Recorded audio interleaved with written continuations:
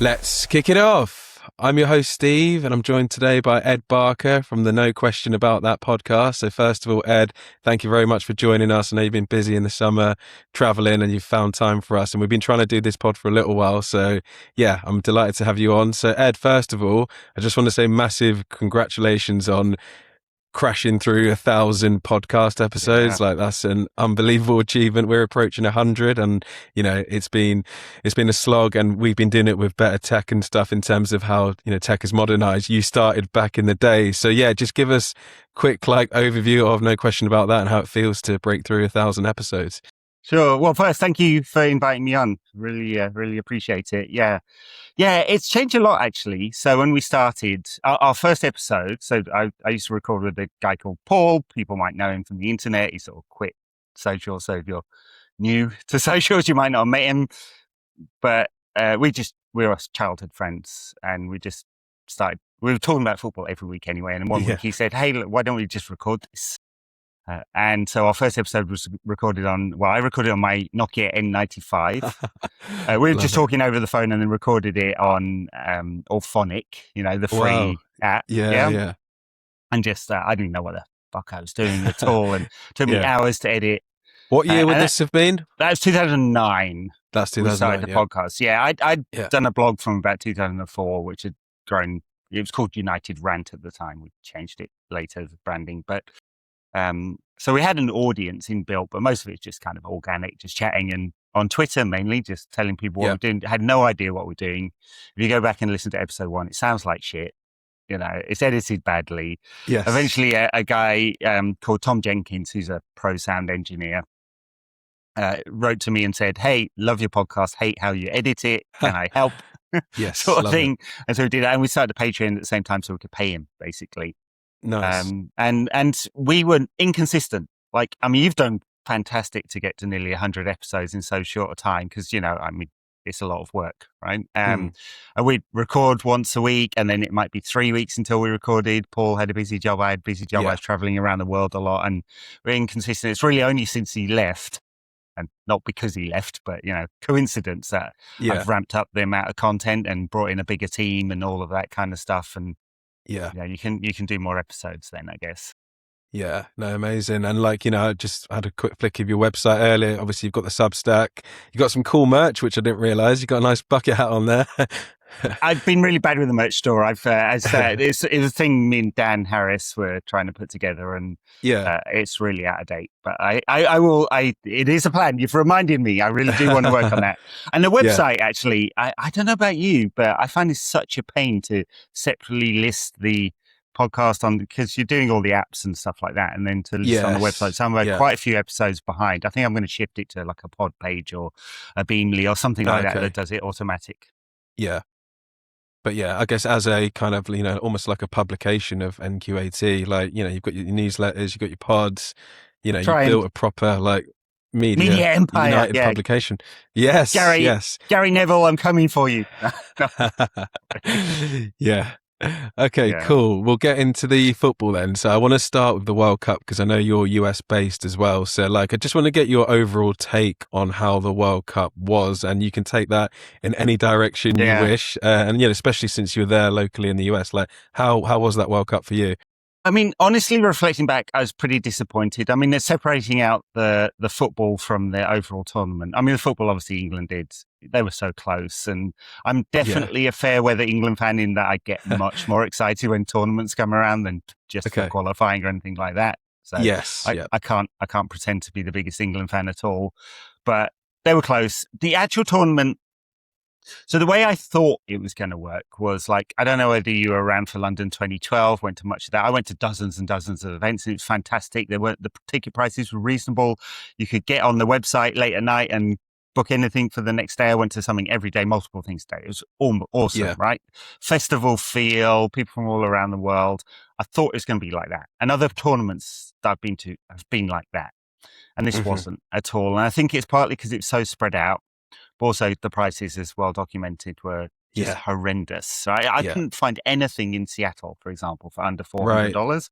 So if I want to take my two kids, So $1,200 plus all the FIFA fees and the Ticketmaster fees. You're talking about $1,500 to go to Bosnia versus Qatar.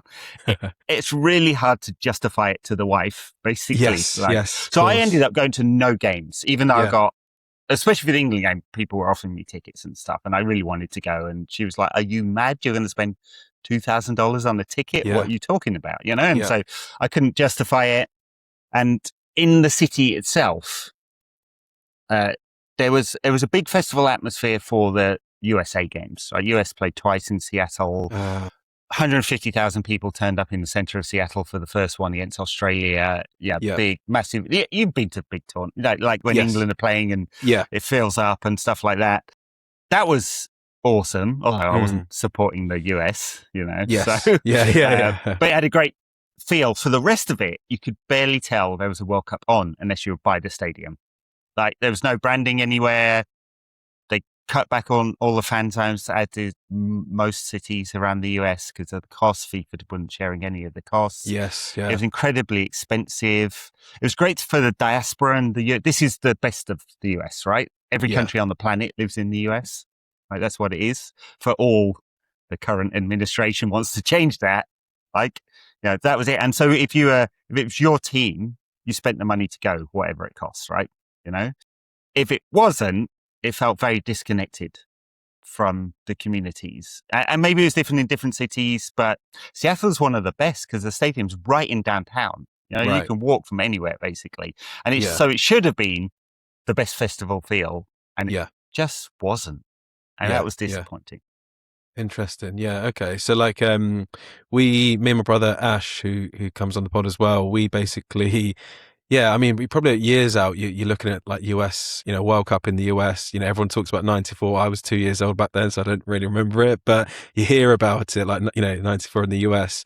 And, 2026 in the US, you kind of think of it as, what an occasion type thing. So we never planned to kind of go out there. But then I think around a week or two into the tournament, we basically got a cousin who lives in New York, essentially. And he said, if you do want to come, Diggs, we've got you covered. So they're like, okay, this is tempting. Let's have a look at flight prices. And flight prices from Manchester weren't too bad. So we basically booked flights for the final, not necessarily thinking England were going to get there, just thought, let's go New York and be around for the final. Let's see who we bump into, for the podcast and stuff. And then obviously as the tournament develops, England, doing all right in terms of results. And then that Argentina game, we were flying the next day on the Thursday. So we watched it together. Let's just touch on England quickly. Like, got to that semi-final. I watched you guys on the pod. The next day, you're pretty scathing on Tuchel. So, like, just let's get into that a little bit. Like, I kind of took the other position on that. Maybe that's why.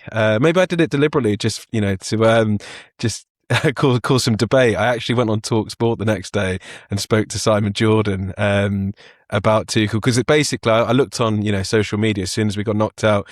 And like, I get it, I agree the subs were wrong and stuff. But I just think the pile-on was just monumental. Like from journalists as well. Like I was seeing journos, like some even United journos, and I know they can't dig United managers up too much because they've got to protect relationships. But like the journos were going for it, social media fans were going for it. It's like, what's he doing? So like from your perspective, I know you've covered it on your pod. Like, was that a complete like mess up from Tuchel in your eyes? Like he just fluffed it.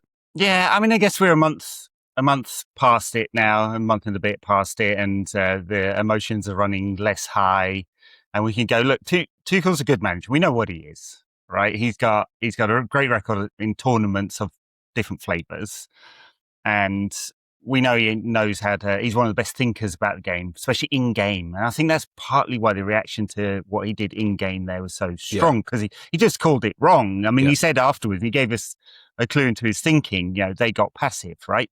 And I think what I'd like to see, especially after the Southgate years when he was so passive.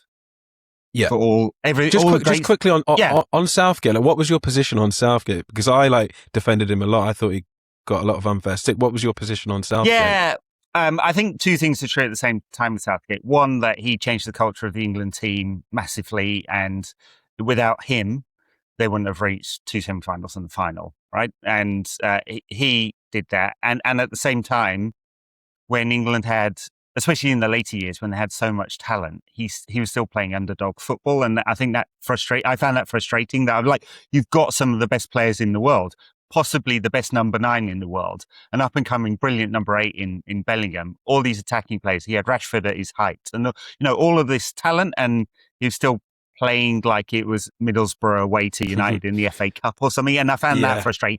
And that is the thing that was the killer with Tuchel. In that moment, when England 1-11 had a better team, better players than Argentina, at that moment when they got passive, the answer was to go more attacking, not less. For me. That's why I found it frustrating.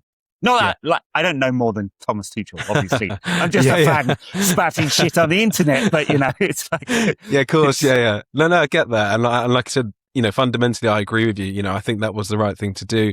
I just think hindsight is beautiful, isn't it? And it's like, the Mexico game, we kind of done, and I know we were down to 10 men, so we packed in the defense, obviously Dan Burn, heroic stuff and all this, and the result comes off, so papers the next morning, that night in the Azteca, genius. And equally, I think with the Argentina game, if we had have held out 1-0, because I think it was 85th minute in the end, Argentina equalised, so 10 minutes away possibly from getting through, and if we had have got through, it's a Mourinho masterclass. It's a Tuchel masterclass. And it's like those fine margins. And I know that's how the world works, but like such a fine margin can change the narrative so much. That's the part I was trying to reconcile. Well, if you transpose that to 99, United were 3 minutes away from Fergie blew it because they didn't play well in that final, United. I mean, I've watched that dozens of times, that game. Just, they were second best the whole game. Yeah. But for those just 2 moments. And then it's football, right? The little details make everything. Yeah, no, that's so true, actually, because, again, I was too young to remember it, but I've watched the highlights that Bayern Munich hit the post, the bar, did they? And ultimately results dictate the narrative. That's football, that's sport. So, looks like Tuchel will probably stay for Euro 2028. I think so, Yeah, someone's got to break that pattern, though, of England going passive in games. And that I think getting what we thought, last thought from me on this, I guess, what I thought we were getting from Tuchel is someone who wasn't passive. One of the most proactive managers in game, wanting to change things, understands patterns of games, understands what the opposition brings. And at the final moment, it didn't happen.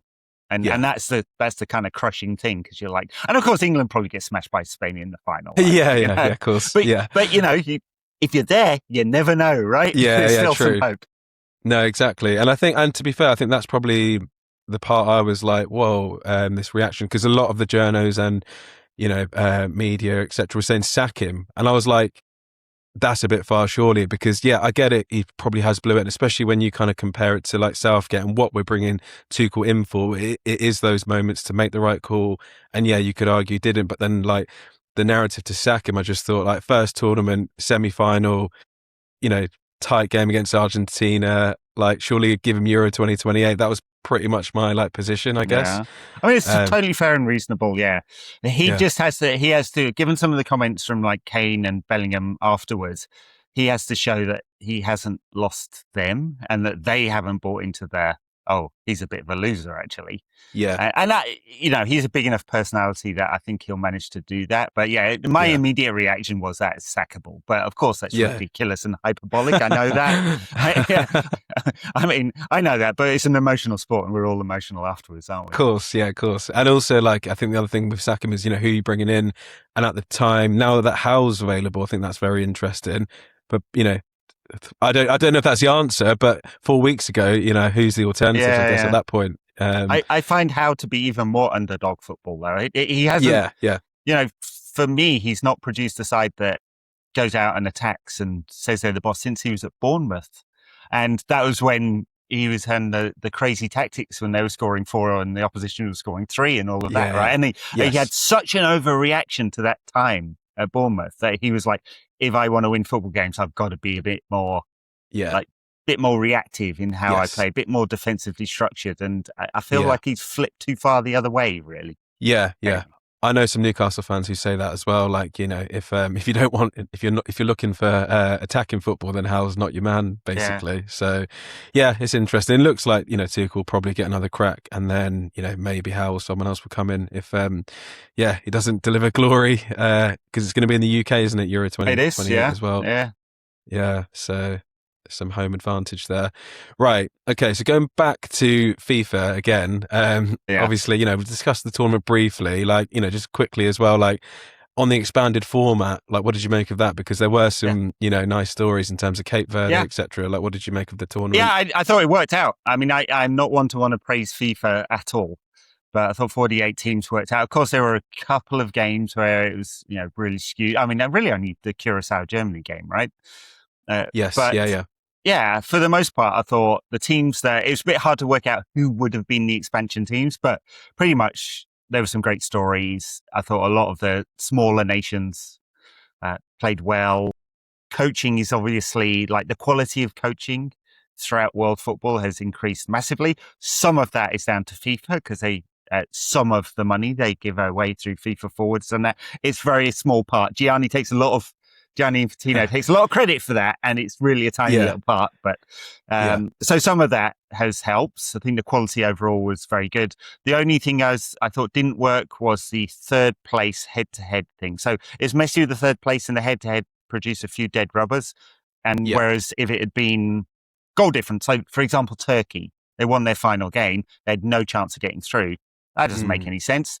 They had 3 points. Right. So it could have been, if you had goal difference, they were like, well, you've got to win 5-0 to go through. They'd have gone mental trying to attack, and that would have been an amazing story if they'd done it. And just a few like that didn't quite work. 64 teams would make it even cleaner, but the quality will drop.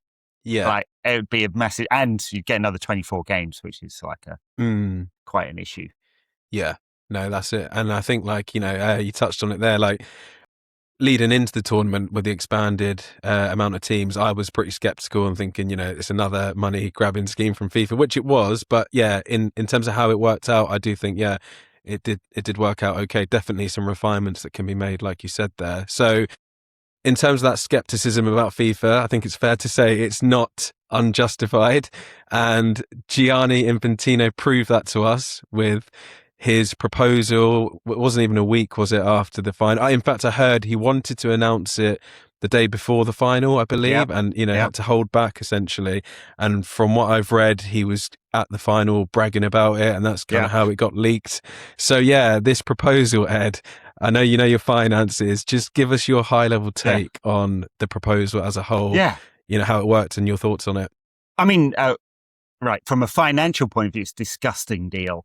Honestly, I mean, I don't know how to be even more hyperbolic about how awful this was. It's selling 20% of the world's game, 20% of the World Cup for eternity, for an amount that massively undervalues it, right? This cycle generated about $15 billion in revenue, and they were selling the World Cup, 20% of the World Cup, at about a $20 billion value, total value. Yeah. Right? So a 2x on this amazing, unique property. What the fuck? And so it's clearly a sweetheart deal. What we don't know exactly, I mean, we've seen the stories that Gianni Infantino was expecting like a $30 million salary as the commissioner of this new private entity.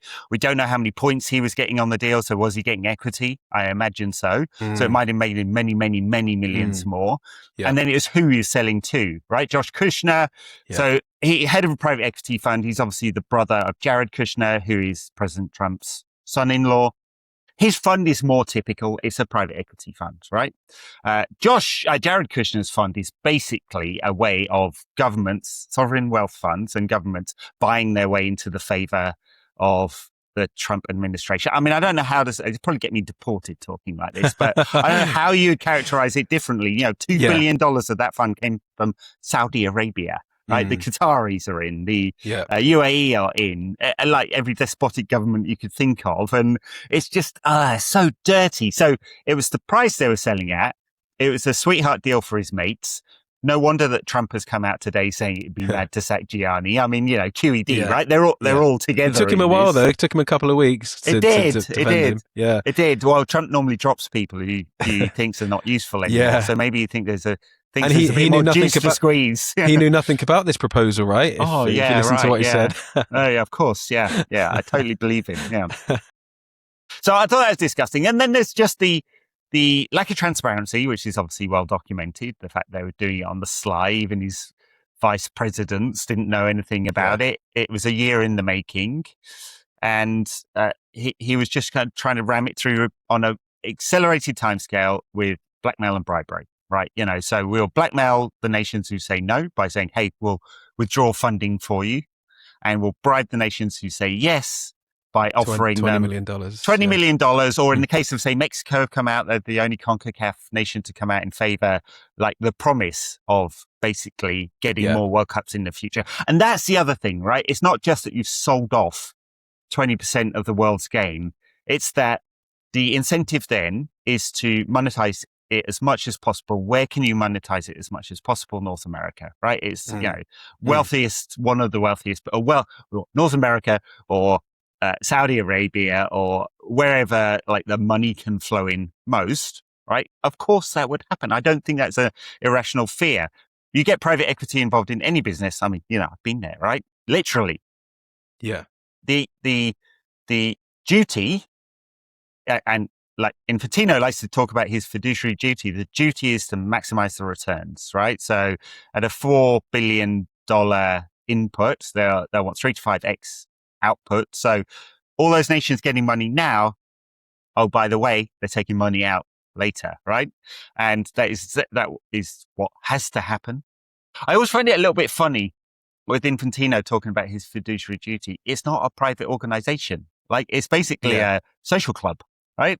It's 211 members of this social club.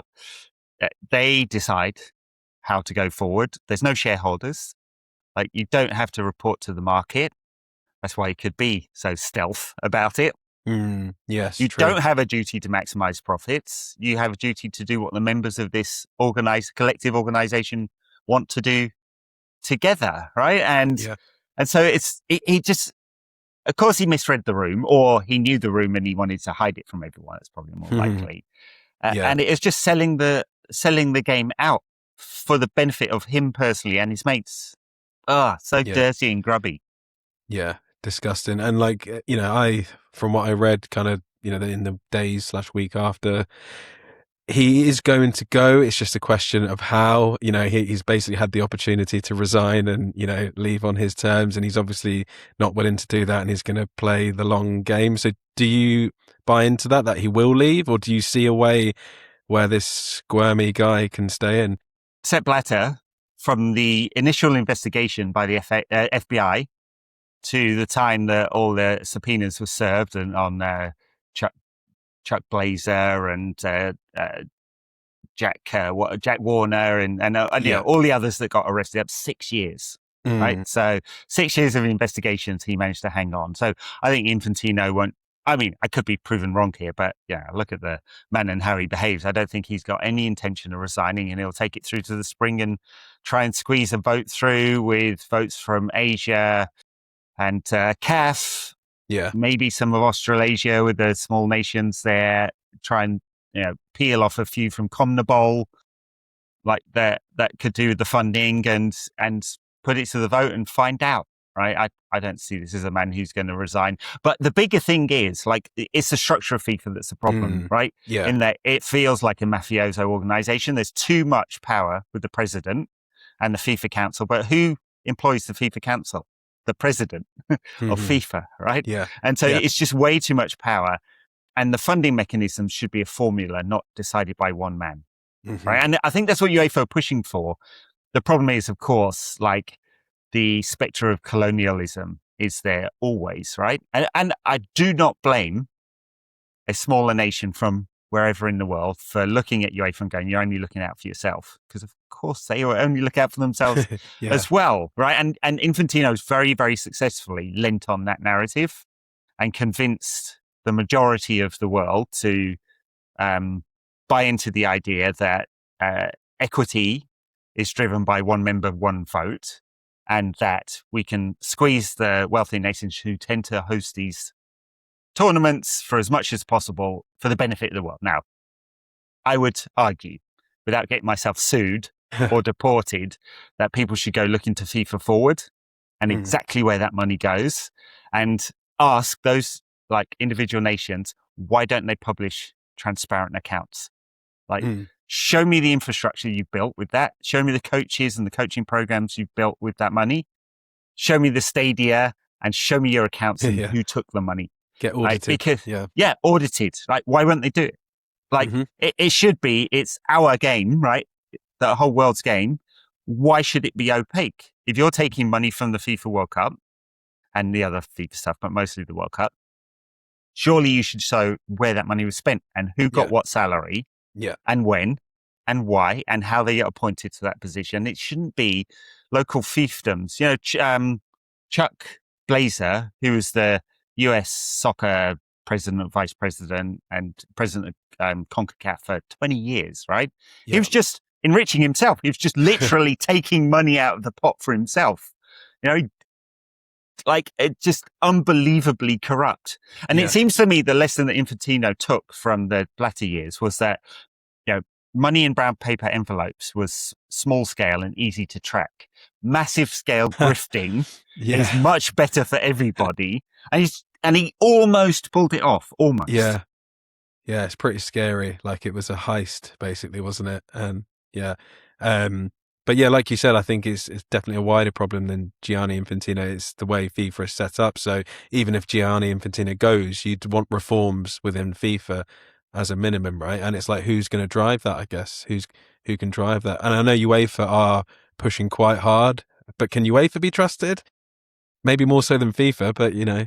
I mean, it is interesting during the European Super League, like the argument that especially Florentino Perez at Real Madrid made was that, hang on a minute, how are UEFA the governance body and the commercial rights holders, right? And we have that same problem at FIFA. And they had a point. Now, obviously, Super League was disgusting for many reasons as well, but that was a very good argument to say that, is this right? Should it be done like that? Because that creates a self-serving environment and the propensity for corruption, right? I actually don't think with UEFA, because they are much more transparent about how the money is distributed, the clubs have forced that. I don't think there's corruption at UEFA. I do think they're self-serving, like, you know, but it's a different problem. FIFA, no transparency. It's set up for corruption. We're told that they're looking after the beautiful game, but how do you measure that? Yeah. Like, what does that mean? They are the commercial rights holders and the governance body. They set the global calendar. Like, back to this sales process. Why wouldn't you, if you're a 20% owner of the commercial rights, go, well, this should happen every 2 years and the Club World Cup in between? Why wouldn't you do that? Of course you would, right? You want to maximize profits. So, and no one would have been able to do anything about it, right? They'd just set the tournament and go, take part or don't take part. Like, you know, it's like the same they did with the Club World Cup. They mysteriously got $1 billion that came from DAZN, DAZN, who are nearly on chapter 11 multiple times, who mysteriously about the same time got $1 billion in funding from Saudi Arabian Public Investment Fund. Interesting, that one. And that convinced all the clubs to get involved. And, you know, not corrupt as we'd like kind of understand the word, but corrupting of the game. And so, I think governance changes have to happen. I just don't know how that happens. Like, UEFA are the people pushing for it, but they know that they can't push forward a European as the next president. So they're trying to push forward. Is he the guy from Colombia? I forget his name now. Oh, I know who you're talking about. Yeah.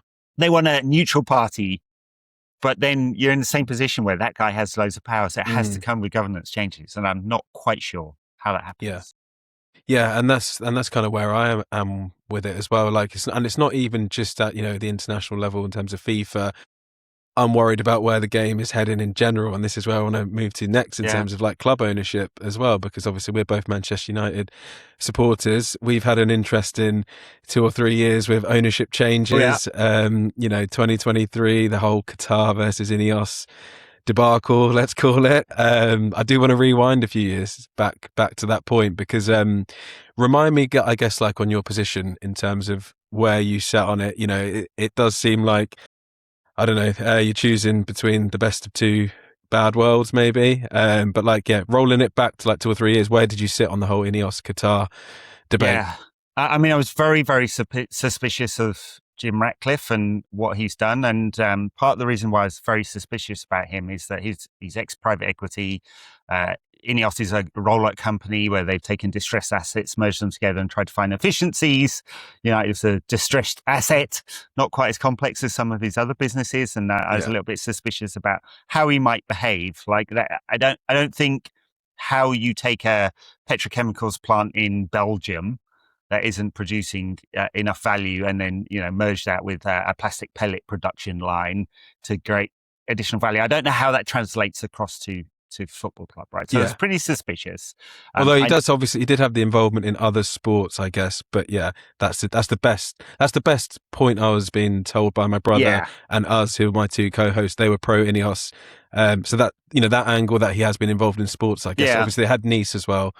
But yeah, no, for sure. And I think there's a difference between ownership and governance or operations. And I think you can probably say that the operations have improved over the last 2 years. Now, a lot of fans are angry for perfectly legitimate reasons, people being moved, people losing their season tickets, prices going up, the promise, as we understood it, of better results and so on, hasn't quite happened. I mean, we've had a lot of mishaps along the way with managers, and the transfer record is okay, but not brilliant, and so on. So I think that's different from the ownership and what does that mean? And we've spent the last 25 years fighting against the Glazers because they've been extractive.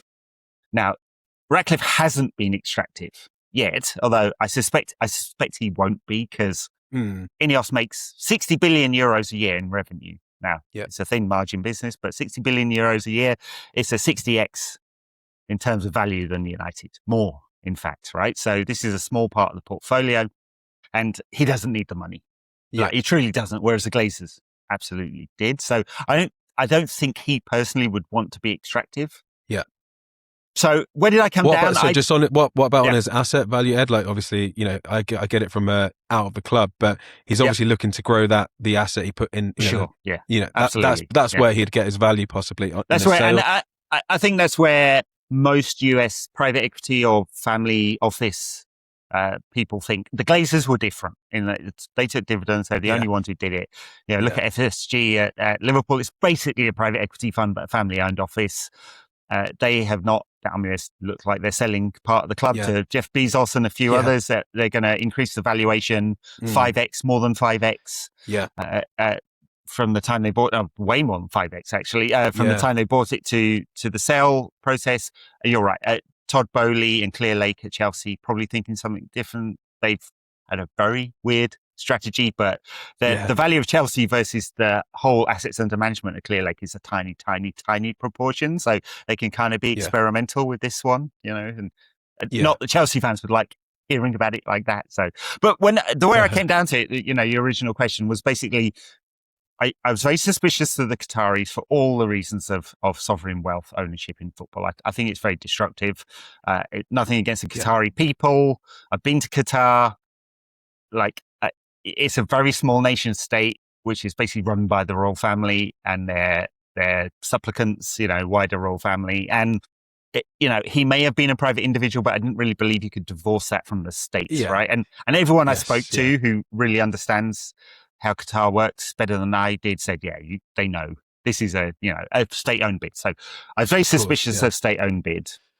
Turns out he didn't bid or show he had money. So, that was interesting. I was very suspicious of Ratcliffe, and I was almost at the point that the best of all these terrible worlds was just to have the Glazers continue in majority control, which is disgusting, isn't it? And I don't know that it's... See, that would have been cleaner, because now we're in a situation where you've got 30% of the equity owned by Ratcliffe, about another 60% owned by, or 65% owned by the Glazers, and a little bit on the public markets. I have a few shares, to be transparent about it. Not many, but a few. Yes. Yep.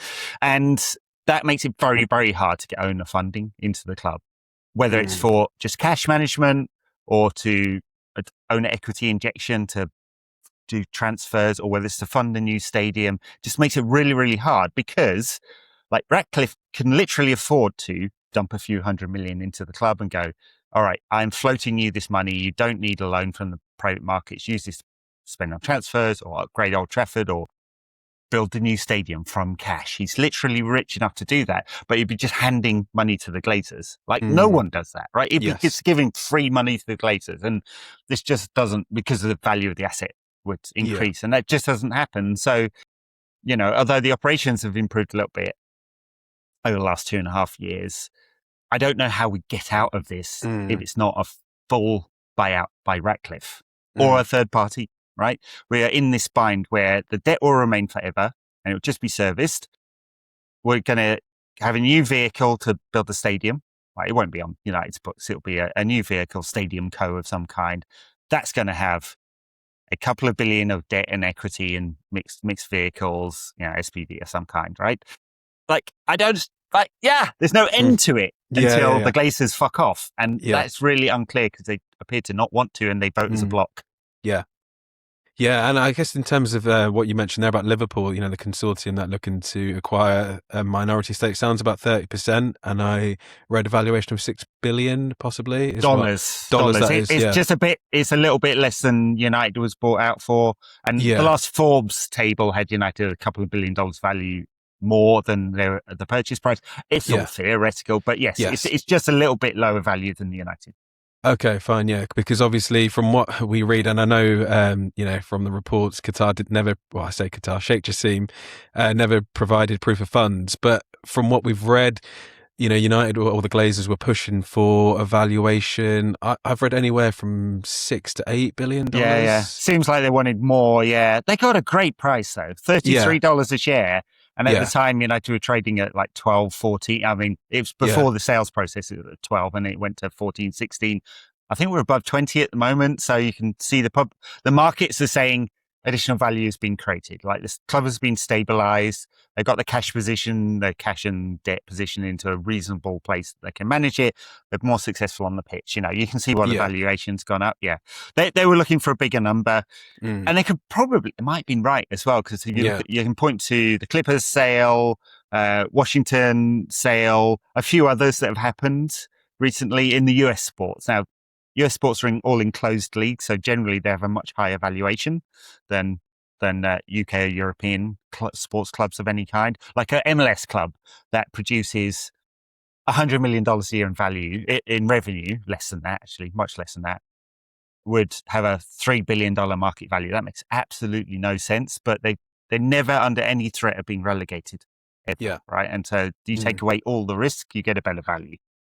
Yeah, and I guess, if they do look to sell in the next year to two, then they probably will get a valuation that they were looking for, a few years ago. And Jim will have to decide whether he wants to liquidate some of his assets, because initially he put them, it was personal money, right? He's a 60% owner of Ineos and his two partners are minority owners. Most of it's private. It's a couple of public assets, which makes it very difficult to work out the finances sometimes. You really have to go through a myriad of companies. Yeah. He will have to put his money where his mouth is if he wants to buy in. So we've got a really key date coming up in February, which will be the 3rd anniversary. That's when the sales agreement runs out, the operations agreement. Are they still going to be in operational control of the football club? The Glazers could, in theory, start taking dividends at that point. They're still majority owners. They still have majority vote on the board. They could start taking dividends. I mean, not that I would advocate for violence, but if people happen to want to break into Old Trafford and get a few games called off, if they did that, I would certainly be in support of them. So, I know we've got a really messy time coming up, I think. Yeah, it's interesting. And I think I'll declare now, back 2 years ago, it was a tough one because, I get the whole issues with state control clubs. I don't want my club owned by another country, but I'll just reel it back to what we love football for. It's, what happens on the pitch, right? It's the players, it's the goals, it's winning trophies. As United fans, me personally, born in 1992, great time in. My older brother supported United, so I followed him and had a great childhood growing up winning trophies. And ultimately, I want the best players at Old Trafford. I'm not, I'd like a nicer new stadium, whether that's refurb or new build. I want all these things. And to me, the quickest way to get that was Qatar. So that's why I was basically, because like I said, if I mentioned something I mentioned 10 minutes ago on this pod, I'm genuinely worried about the direction of travel with football in general, the whole game. So I'm almost like, I think there's going to be some reckoning coming at some point anyway. So in the meantime, I'd rather just buy Harry Kane, buy Declan Rice, and win some trophies. Yeah. That's kind of the I position totally I took. understand that thinking, and I'm English, born in England. Like I'm well aware of it, England's like colonial history and all the crimes we've done. I go to my local museum in Seattle. It's Museum of History and Industry, and there's a whole section about how the British turned up in their ships and threatened to kill everyone unless they got the local tribe, the Seattle tribe, to sign over land. Right, this is how they behaved. I'm well aware of their crime. So when I say there were two things I was worried about, right? One is the effect of state control on football clubs, right? They are there for the benefit of the state, not of the football club. Now, they may coincide. If you look at City, they've won all these trophies because the state wanted the glory. You know, they're not in there for like it's a 0.00001% of the value of the Qatar of the UAE sovereign wealth fund, right? Yeah. Peanuts. Loose change, peanuts. Yeah, Loose change down the back of the sofa, right? They're there for the glory. And of course, like Ratcliffe, he's there for his legacy, personal legacy. So these two things can coincide where you get success on the pitch and the thing that the owner wants as well. But at the same time, I'm worried about the distorting effect of state ownership has had on European football. English football with City, European football with PSG. I mean, I went to PSG in the time of Ginola in the mid-90s, right? It was a third full. The stadium was a horrible concrete bowl. And the local ultras spent the whole match beating the shit out of each other, right? This was a club that's like 50 years old and had a complete toxic environment before the Qataris came in and have modernized it. This is the PSG of today. It was not the PSG of yesteryear, right? And so that's had a distorting effect. They completely destroyed French football because no one can compete. There's no TV deal because no one wants to watch a sporting occasion where there's no doubt. Like they're going to win the league every year, except for when something weird happens. And so that's distorting. And then the other one I was worried about, which is why I talked about British colonialism, is the human rights record of the Qataris. Likely thousands of migrant workers died doing the World Cup, building the World Cup. It's very hard to track because they, of course, covered everything up, you know? But likely, and that's just completely unacceptable that we watched a sporting tournament and people lost their lives and no compensation was ever offered by FIFA or the Qataris, right? So I'm like, how the fuck could we have someone like that owning Manchester United, this great institution? And I'd feel the same if it'd be slightly different, but if the Norwegian Sovereign Wealth Fund bought United, it's pretty distorting to do that. Now, Norway hasn't gone around bidding for World Cups and letting workers die in the baking heat, but still, it's a problem. And that was just a line in the sand for me. Although I totally understand it. It would have been so much cleaner. Billionaire royal family comes in, wiped out United's debt, built a stadium with cash. Yes, the club would be in an unbelievably good position. They would be in a much better financial position than Barcelona and competing with Real Madrid for the top dog financially. Of course they would, right? It would be fantastic for the football club. But would it be legitimate? That's an open question, I think. No, that's fair. And I think, because our pod, basically, we've got me, my brother, Ash, and another guy called Uz, and he was very pro Ineos, very similar reasons to you. But then I guess, like, if we look back now 2 or 3 years on from when the deal was done, we've taken the moral high ground in terms of we've not given into Qatar, or that's how the deal transpired. But then you essentially concede that we'd probably be in a better position as a football club on the pitch. Sure. If we'd have taken the money. Yeah. Sure, absolutely. If there was a free magic money tree called Sheikh Jassim and he wiped out all United's financial problems, of course. Yeah, no doubt, right? I mean, the operational side of things, who knows? It took the Qataris a very long time at PSG to work out how to build a proper squad, and not just spunk it all on stars. Yeah. Very, very, very long time. And so who knows exactly where Qatari ownership would have left United. I don't know. What it'd look like under Sheikh Jassim, whether he could have even got through the owners and directors test and proved he was a separate entity. That's an interesting question too. I'm not sure about that one. But the promise of Ineos hasn't translated into the reality yet. And I know it takes a very long time, and they made a lot of mistakes. Hiring, firing Ten Hag, hiring Amorim there. Remember they said we're going to have a club style that's going to filter down to the manager. Yes. And we're going to get a best in class in all these Yes. positions to support the manager. Well, they just chucked that out. They chucked it away. Don't forget Dan Ashworth as well. Dan Ashworth as well, yeah. yeah. Dan Ashworth, who was like, I don't think we should make all these cuts. Yeah. It's not going to be good. Yeah, I don't think we should get Ruben, who plays a back five with this squad as well. You know. Yeah. No, that's right. They made a lot of mistakes. And we'll see whether they learned from them, because they did the same at Nice, where they cut a lot of staff as well. And they were too hands-on. Ratcliffe was too hands-on. And he admits, he's given interviews where he said they'd done a lot better once.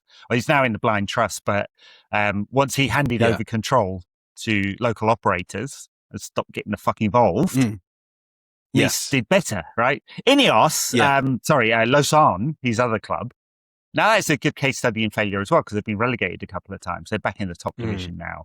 Swiss football's not great. He put his brother in charge, you know? So I don't think they've, and well, actually, you can point at the cycling, British cycling, the Sky team is now Ineos Grenadiers. The most successful cycling team in the world. They took over, not so much anymore. Yeah.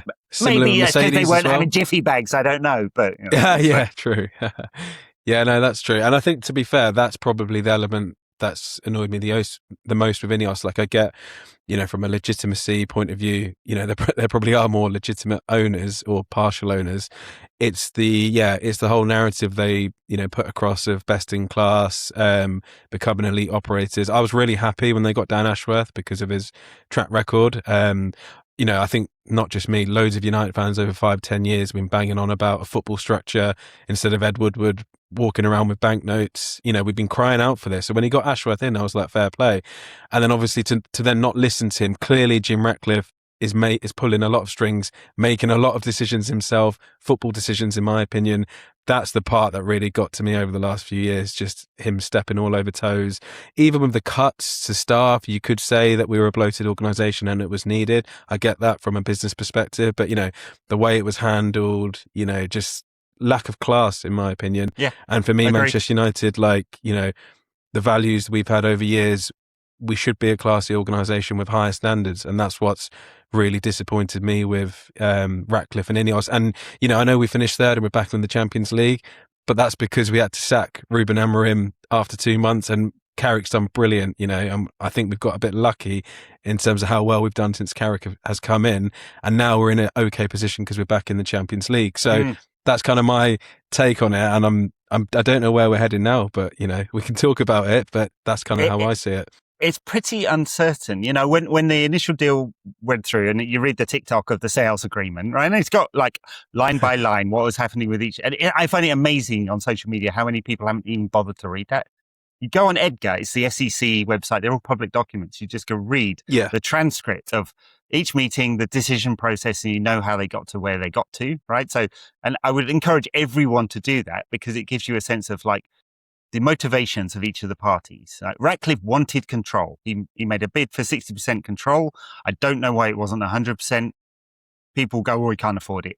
There's definite ways they could leverage against Ineos and borrow £5 billion if they wanted to. You know, he's got cash. He paid himself a £500 million dividend the year, but £500 million as a dividend the year before. You know, that's not the issue, right? When you're that big, there's ways to get money. I don't know why it was 60%, but the Glazers, it was clear, did not want to sell control and stake in the club, right? That is for certain. Like, there isn't a doubt about that. They just didn't want to sell. And so we're in uncertain times because although the sales agreement and the notes that accompany it very much suggest, and the structure of the drag along and the exclusivity contracts and the right of first refusal suggests that Ratcliffe is still in a position where he wants to get control of the club. And he's done this with all his other companies as well, when they bought little bits and then increased it to controlling stakes. Suggests he wants to, but we don't know what the Glazers want because they don't talk. They don't say anything to anyone. Yeah. We hear just from reporting and grapevine that, you know, maybe Edward and Darcy and Brian and whoever the fuck the other one is want to sell, but Joel and Avram don't. Right. Okay. And Matt, is that still the truth? I don't know because we never hear from them. Right. Yeah. So, but ultimately they're in control. They decide when they sell, if they sell. And when that agreement between Ratcliffe and the Glazers ends in February, they decide whether that operational agreement process still, like they could come in and go, actually, we don't like this new structure. We don't like Sansoni and Wilcox and Barada and Vivel and all these people, these best-in-class people that Ratcliffe has put in place. We don't like that. And we'd like to have Ed Woodward back, the banker who decided he was director of football, and we'll do that. You know, they could do, right? Yeah, yeah. I suspect they're looking at that going, yeah, actually having people who know what they're talking about, you know, but, you know, who knows? Like, I have a feeling, but I can't know anything for sure because they're in control. Yeah.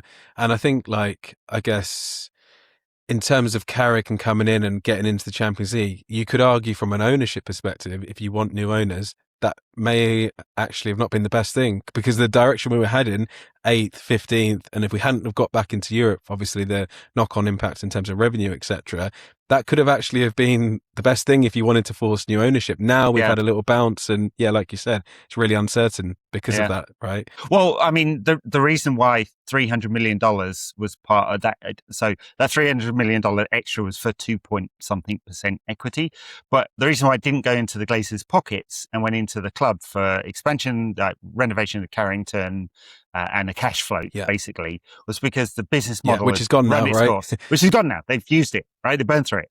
Yes. The business model stopped working, right? They'd got to the point where they'd spent way too much money and failed so often in the transfer market, particularly their commercial engine had flatlined, right? They were not getting better commercial deals. And the broadcast rights had shrunk because they weren't in the Champions League all the time, right? They got to the point, the limits of the business model. That's why they need that cash, right? So you are right to say that if the club had kept failing, there's more of a chance more equity would go. But I don't know whether that means that would be total, they'd encourage them to total control. They might just have done it piecemeal. Like if it wasn't Ratcliffe, it might have been Silver Lake or some other private equity fund or a nation state fund or whatever. And they just sold off little bits at a time in order to, one, take cash for themselves and stabilize the club's financials. They might have kept doing that. Unclear to me. So yes, you're right that the value of the club has now gone up, and the likelihood of Ratcliffe being able to buy them out fully is going to cost him a lot more. For sure. He must have known that at the time, though. He must have known that, right? The $33 floor is going to run out too, and it'll be open market. Like they can ask for whatever they want, and he can offer them that if he wants, you know. So it's we're into really difficult or uncertain times off the pitch. On the pitch, well, you know, maybe it's looking up. I don't know. What do you think about the transfer market this summer? Yeah, I was just about to say, let's talk football for 10 minutes. Like, so obviously midfield is the area that, you know, we needed strengthening. I think to get two bodies, and I think Tielemans is a really good player. I'm happy with Tielemans. Santos, obviously younger, obviously must be talented. I can't admit that I've watched a lot of him, but you know, I guess I liked him before, I like him now. Yeah. So, you know, it seems like a good body to have in. You know, there's talk that we may be going in for a third. I think we need a left back. I don't know what's happening with Lewis Hall. Any updates on that, Ed? I mean, you know what? There was a time, especially when I was doing a lot of writing.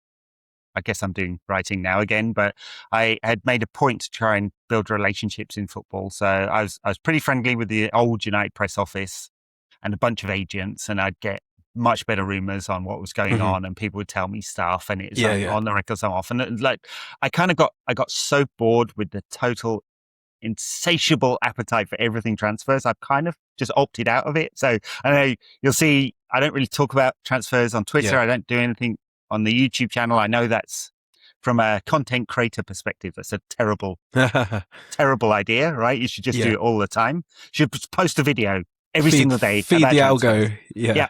That's all the algo wants, right? And instead I do things about complicated financials and the women's team. You know, it's terrible from a content creator's perspective. But so anyway, it's a very long way of saying I don't have any particular inside info. I do get gossip from people who drop in there, like, you know, but I think Lewis Hall is a no-go. And I think it's just really clear that it's a no-go because, well, one, like he would have to basically go on strike because Newcastle just do not have the smell. He's on a long contract. He's young. They got a new manager. They've sold loads of players. They're stable financially now because they've sold all these players. They're looking to buy. It tells me that's a complete no-go. It would be interesting if they tried to do a Tielemans-style deal there and brought an older left-back in. There's talk of Raum. It's very short-termist, you know, and I would... I kind of thought they'd be going for younger players, which Santos tells you they would. And they've had this strategy of buying all these teenagers as well, which may bear fruit, may not. You know, it's risky. But to go for a bunch of older players would be interesting in like 3 or 4 years' time, because Cunha is 27 and Bumo's around about the same age. Bruno, Tielemans, Maguire's obviously aging out. Shaw's, done. I think they'd be looking at doing quite a lot of deals in 3 years' time, basically. And that from a squad planning perspective, they probably want a real balance. So it'd be interesting if they went for an older left back, knowing that they then have to buy 2 more. Especially when Ratcliffe came in and he was I think he used the Casemiro deal. I know that financially that was a lot bigger, but just the general thing of buying older players, he was kind of, pushing back on. Yeah, and I totally understand that, right? You know, Casemiro was £15 million a year in amortization and another 15 in wages. I mean, as good as he played for the last season and his first season, that's a hell of a spend for what you actually got out of him for 4 years. So I totally understand why you'd want to focus on younger players. Most elite clubs do, right? So, and if you're going to go for an older player, it has to be a Tielemans style where the risk is so much lower, because he's not on massive wages and it wasn't a massive fee.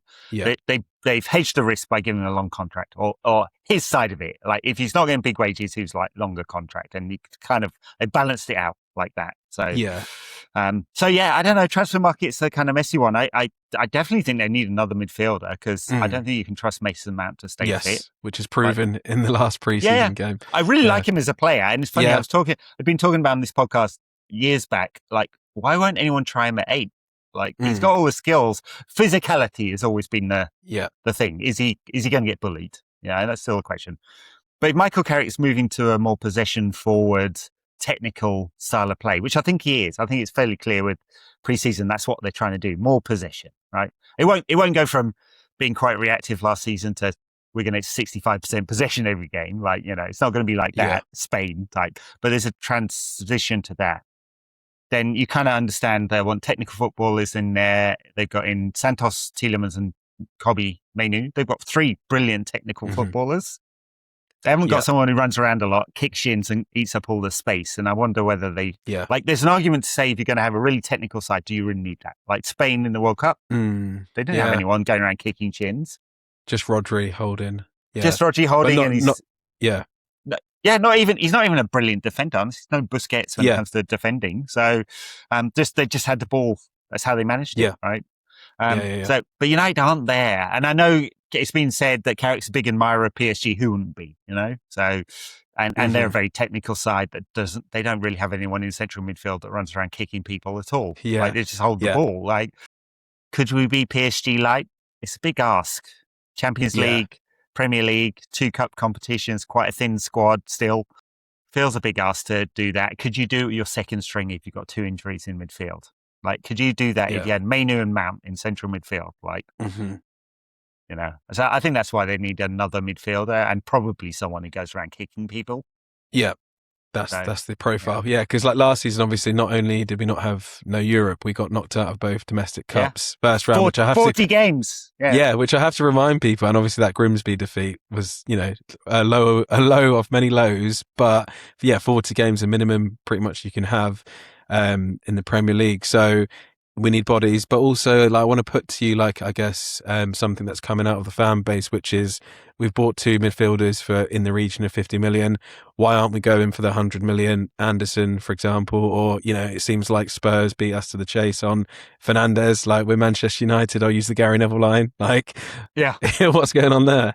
Yeah, why isn't Jim swinging his massive dick around and bullying people? I think, and I won't tell anyone this because they're not, they're very, very tight, aren't they? There's not a lot of leaks coming out United at the moment. Yeah. I think they've done a very professional process, which is they probably have 5 or 6 names for every single position they're thinking about right now and for the next 3 or 4 years ahead.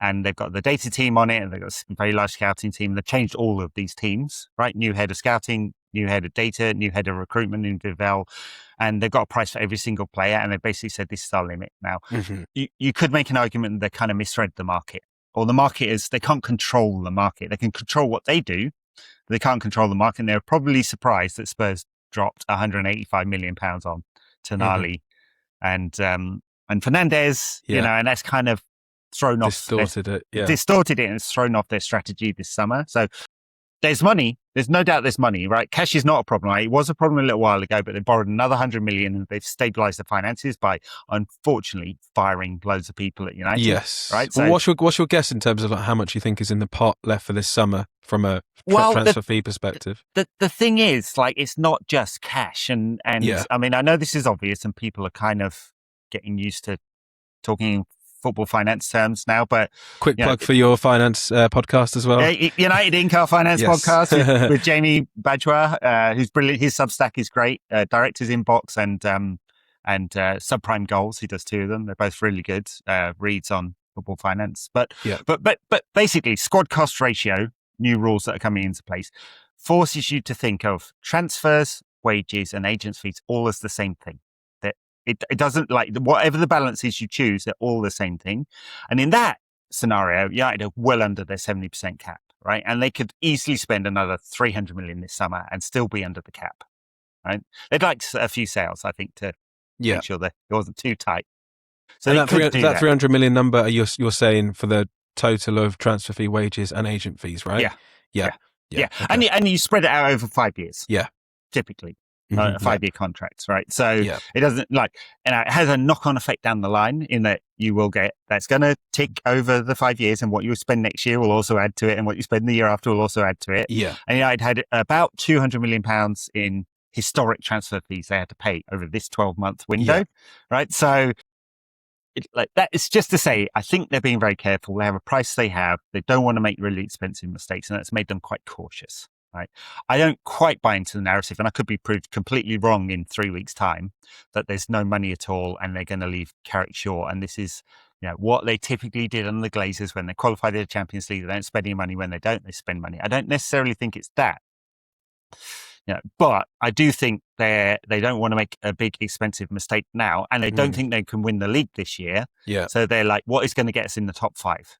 Assuming the Premier League gets enough points in the UEFA coefficient to get 5 places, right? What is enough to get us in the top 5? That's what we need to do, and we build. And we build the year after, and we build the year after that, rather than going, doing Liverpool and spending £500 million in one window and going, okay, because it can go badly wrong. Yeah. I think that's what they're doing. Of course, that's not what fans want. It's not really what I want. I'd love them to go, I want money on the pitch. You want Sheikh Jassim's money tree, but just without the human rights issues. Well, exactly. Yeah. Of course, I want all the best players in the world. Of course. Why fans? What? I'm fucking sick of talking about. Yeah. No, I think finances. I know. Yeah, we spent most of the pod talking about off the pitch, but keeping it on the pitch. So, would you say left back and third CM are the priorities positions remaining? I do worry about the forward line, in that there's not a natural replacement for Sesko. But you could say, if Rashford's back, we're unclear about whether that's definitely, he's got a squad number, but I think the club would like his wages off the books, right? So I can't say it, but I know in minute detail what had happened behind the scenes with him. Now, gossip, talking. No, I can't. Yes.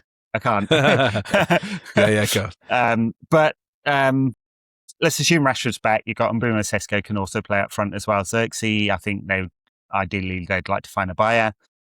Yeah. They're probably thinking we've got enough firepower to get through there. And that's if you think Ahmad, Mbeumo, Xerxes if he stays, Sesko, Rashford, Cunha, Shea Lacey, Bruno. Yeah. That's an incredible amount of talent. There's not a direct replacement for Sesko as a number 9, but enough there, So enough I think that's the third priority behind a left back and a central midfielder. And what about centre back? Because I think we're a bit short there still as well. It's a worry. I can't trust Martinez, unfortunately, with his injury record. Yeah. Harry, another year older. So ideally, you'd want a centre back as well, right? But it's fun. Yeah, or you want a really big season from Yoro and Heaven, which they've got the talent to do, but not the experience. Like really big season. And De Ligt, he comes back, someone sticks a knee in his back. It's like. Forgot to mention him. Yeah. I know we forget about him because that's a pretty serious stress fracture and all of that. It's pretty serious. So as someone who's had some back problems. Okay, yeah, no, I'm not a doctor, so I can't yeah. provide any expertise, but I can definitely tell you I've had times when I couldn't walk. So Yes, yeah. So I guess if I offered you 5th place now, are you taking it, Ed? That would feel disappointing, wouldn't it? I know, right? If it was a quarter-final of the Champions League, Okay, yeah. I put up a really great display in the quarter-final, but just didn't have enough. And 5th place, but not too many points off. I might take it back. And a good cup run. Yes, no, agreed. I think one thing I'm looking forward to this season is hearing the Champions League music back at Old Trafford. So that will be nice. And obviously, soon. Yeah. And guaranteed a big tie in the new league format, right? So 2 big one or two. We're going to get 2 from pot 1. So we're going to get an away day at one of Real Madrid, Barcelona, Paris Saint-Germain, not an English club, and one of them at home as well. So it's going to be incredible. Brilliant. I mean, the atmosphere at Old Trafford, Champions League nights is fantastic. Back in the big time. Just got to make sure we stay there. Yeah. But that feels really cautious. It's know. So, and I think the problem is, I think we've got one of the best attacks in the league, but that defensive side, both the defensive midfield and the risk at the back through, Shaw might break down. He's not the attacking fullback he once was. Dalot will stay fit all season because he always does, but he's not, the quality in the final third is not great. And then you've got 2 inexperienced youngsters and 3 that are older and injured all the time. That just feels so risky, doesn't it? Yeah. Mm-hmm. That's the problem. Yeah, and I think also big pressure on Carrick in terms of he's now permanent manager, and also big pressure on the structure now, second permanent manager, right? So if we have a shaky start, the pressure could ramp up pretty quickly. So it could. He feels very level-headed though, Carrick. Yeah, I mean, that's the one thing I feel like his football is. It's pretty risk-free, and it was quite cautious as a result, and I don't think that's what he's moving towards, and I think it's incremental. I don't think he's going to massively change the style, but a little more possession, a little more technical this season, and he's not taking too many risks, and that's good for the Champions League, right? Yeah. In the Premier League, that's a bit more risky, might get kicked around a little bit, it's very physical and all of that, as noted. See whether there's a transition away from that, it goes in cycles, but I feel like we're not going to get a Ten Hag or Ruben Amorim total massive crash and collapse. Yeah, fair enough. I think it's a very interesting season coming ahead for on the pitch, but also like you mentioned off the pitch as well. So fast forward 12 months, it could be a very interesting time. So touch wood.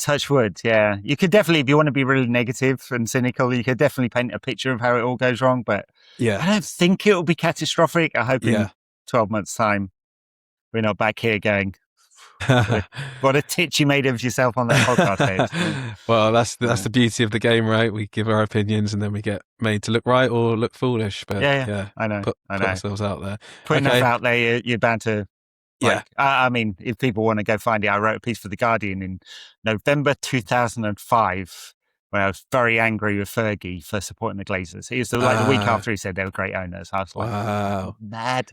I wrote some very unfriendly words about Fergie in the national newspaper, which people will remind me of. So, you can't win them all. And we've recently just discovered Substack. I know you write articles on there. So our co-host, he put a few articles out recently, and I've just discovered it myself, and I put a few out in retaliation.